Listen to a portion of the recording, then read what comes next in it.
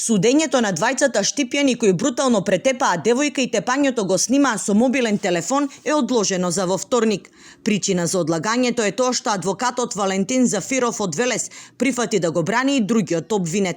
Со лисици на рацете утринава беа донесени од притворското оделение на Кумановскиот затвор. Поради пандемијата, обвинетите беа во самоизолација, поради што не успеале да се сретнат со адвокатот. Валентин Зафиров е изненаден од ставот на своите колеги од Штип, кои веднаш се откажале од нивното застапување. Ова кривично дело не знам зошто би се издвоило од другите многу потешки кривични дела.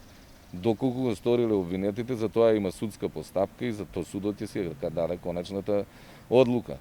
Колку е тоа тешко, тоа ќе зависи и казната, за какво кривично дело е, колку е предвидена казната во кривичниот законник, па еве водиме скратена постапка, тоа е за полесни кривични дела. Видеото кое беше постирано на почетокот од месецот предизвика бурни реакции и јавна осуда и линч на сторителите. Истиот притисок од јавноста продолжила и врз нивниот адвокат. Притисок од јавноста јас не чувствувам, го осеќам дека постои на социјалните мрежи.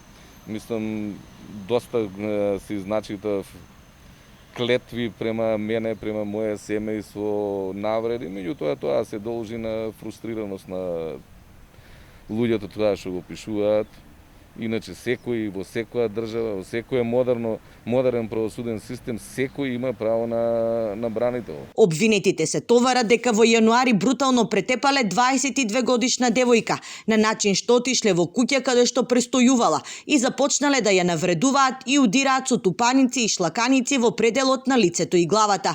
Потоа со влечење ја однеле во влез во стамбената зграда, каде насилството и тепањето станале пожестоки, додека крвнички ја тепале, осомничените снимале со мобилен телефон.